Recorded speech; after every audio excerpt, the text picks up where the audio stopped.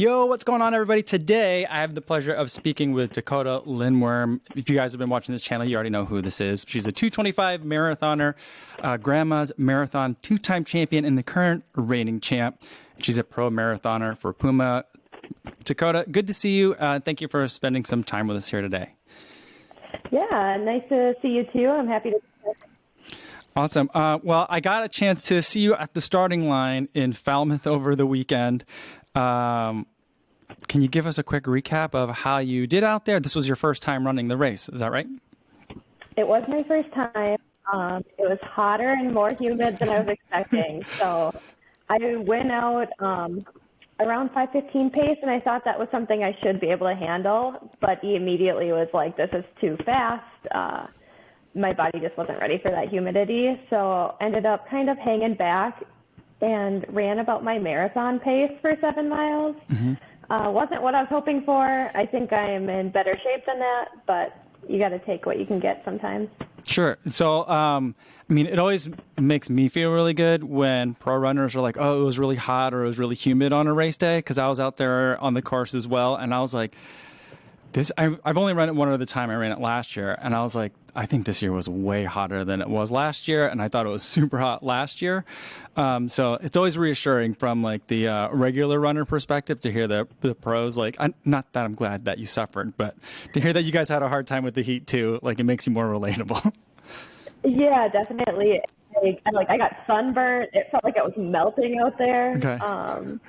And I talked to several pro runners who had like chills at the end. Okay. So it was like a dangerous warm. So how do you recover from a race like that where it's a little bit too hot for racing and you're not having a great day? I mean, it doesn't maybe feel like a celebratory dinner kind of day, but also it's like, do you still throw back a cold one after that, or what's the recovery look like for you? Yeah, especially when I'm on the East Coast, I'm always going for some good seafood. Okay. I think I had some mahi tacos and a margarita. All right. Really nice. Nice. Awesome. And then was this your first time out in the Cape in the summer? It was, and I'm going to make it like a tradition because it was beautiful.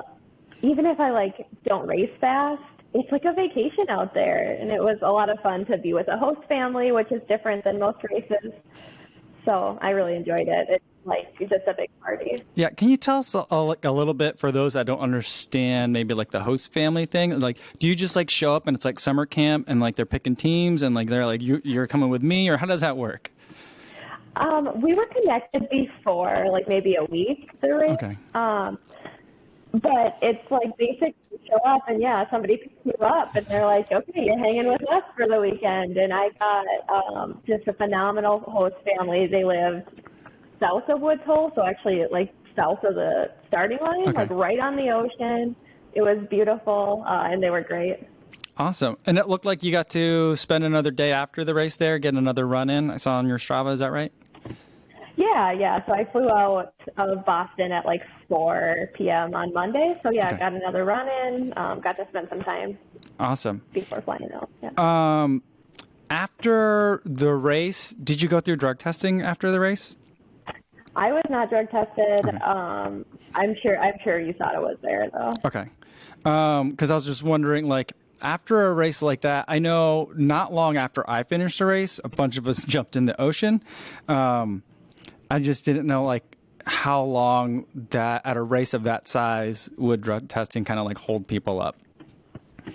Yeah, I've been drug tested before. Mm-hmm. It takes it's honestly up to you how quickly you can go to the bathroom. Sure. Okay.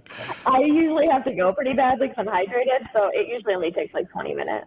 Okay, so for you, this year at Grandma's, you defended your title, winning it for the second time in the row.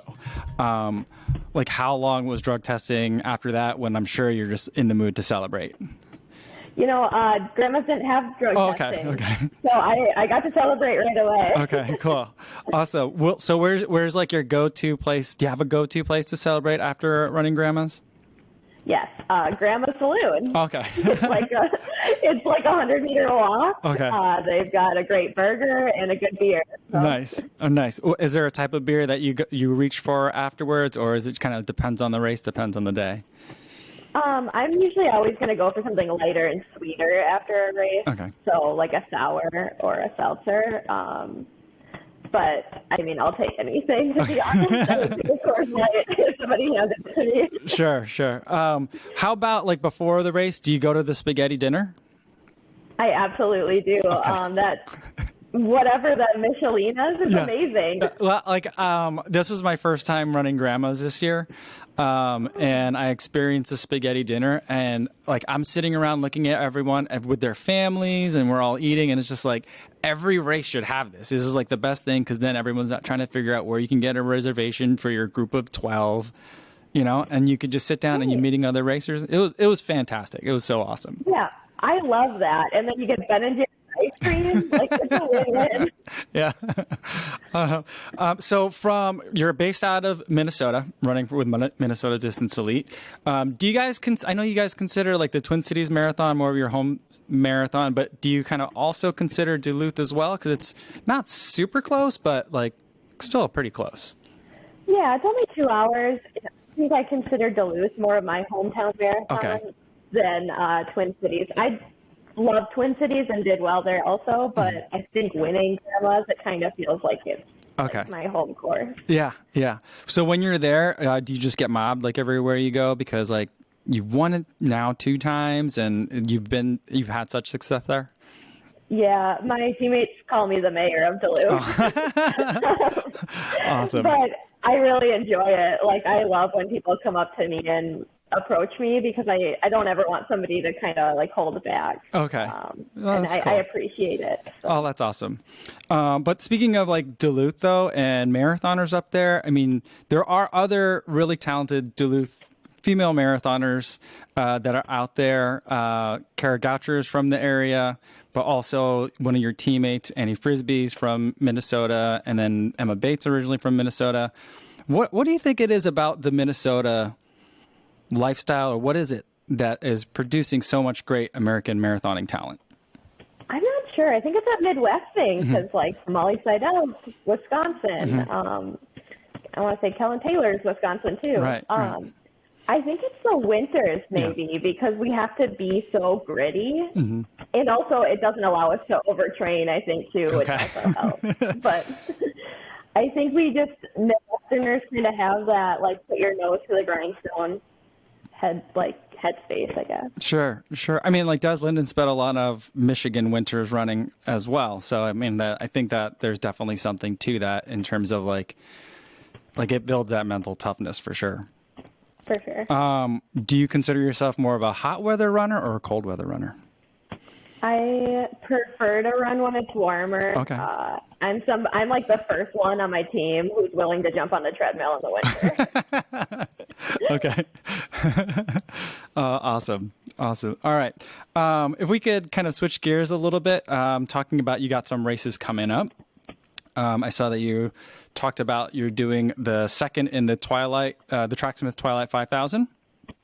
Yes. Tell me, well, like, that's even shorter of a distance than the Falmouth Road Race. Like, what's the thinking in terms of getting on the track for a 5,000? Is it just to kind of like throw down against some of the local runners and kind of like flex your muscles a little bit, or what's going on with that? So I have never broken 16 in a 5K. I have ran 1601, 1602, 1603. Okay. So I am going there simply to break 16. Okay, it's awesome. Not to flex on the locals or anything. I just need to check this box off my list. Okay, well, definitely can respect that. Awesome. It's good to see. I mean, pro runners are just like us. They're chasing some of those big round numbers too. Yeah. Awesome. As you're training for that, can you tell us about, but you've also got a marathon coming up. That's kind of like the big goal coming down the line. You're running New York this year? Yes. Yeah. How are you fitting that in? Is that just kind of like, well, I'll be kind of in marathon fitness and I'll take a weekend to do this? Or is this something that you've got more specific training for?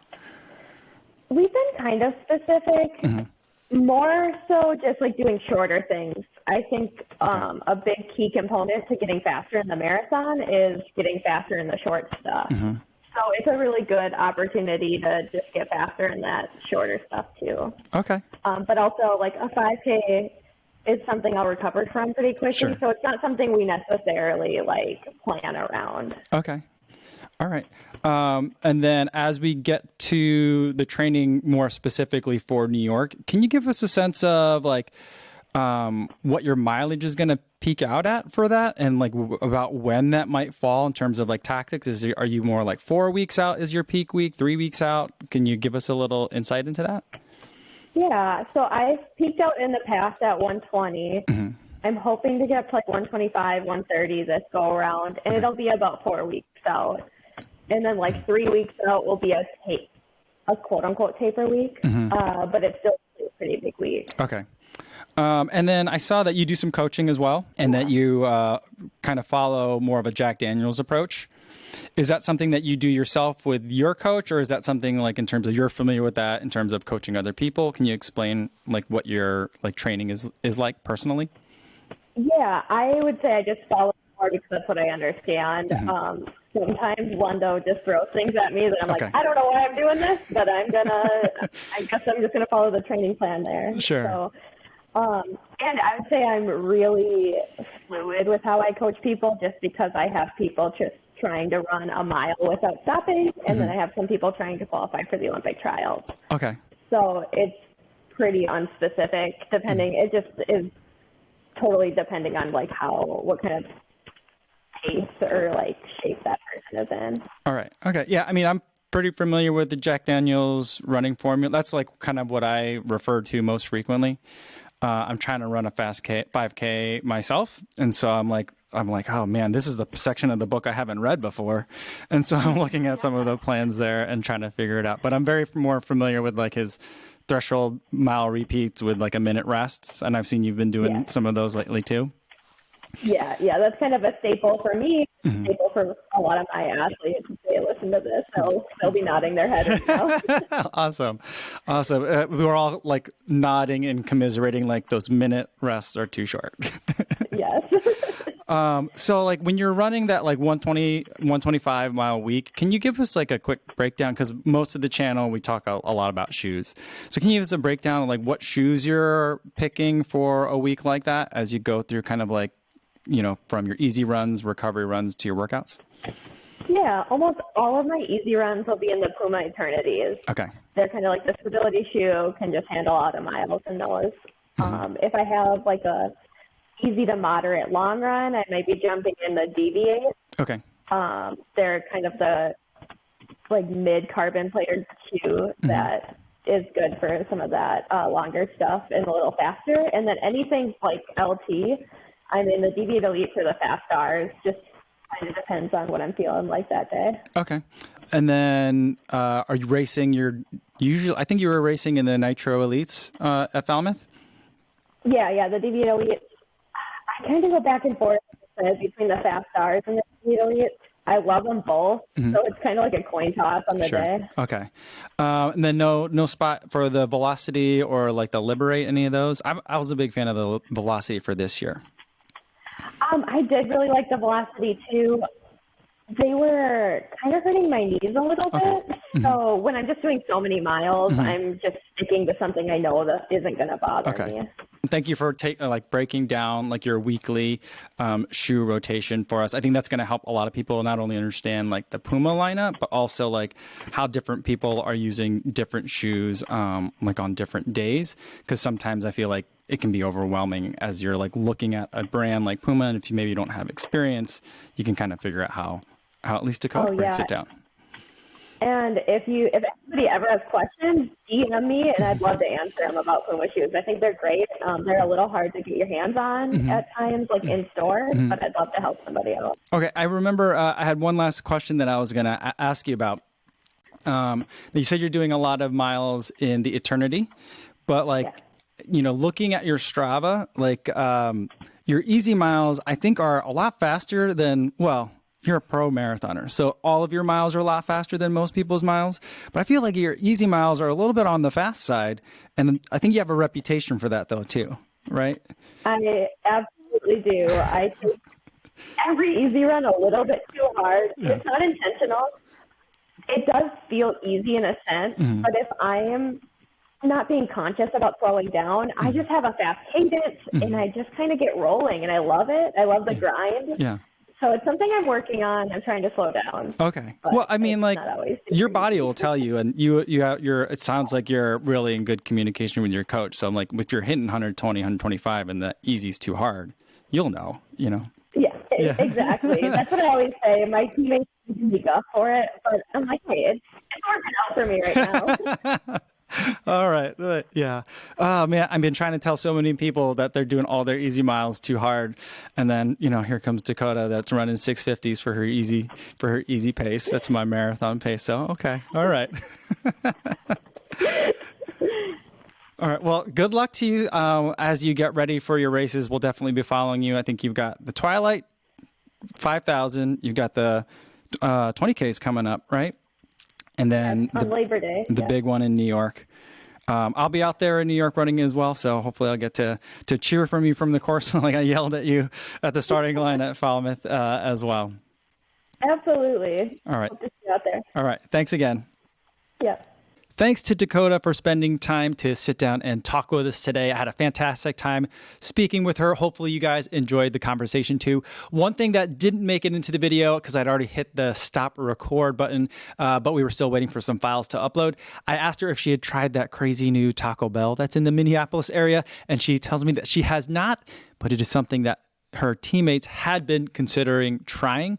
I did let her know that it's a bit kind of underwhelming. It's kind of interesting getting Taco Bell served to you from this like crazy futuristic tube, but at the end of the day, it's still just a Taco Bell like any other Taco Bell.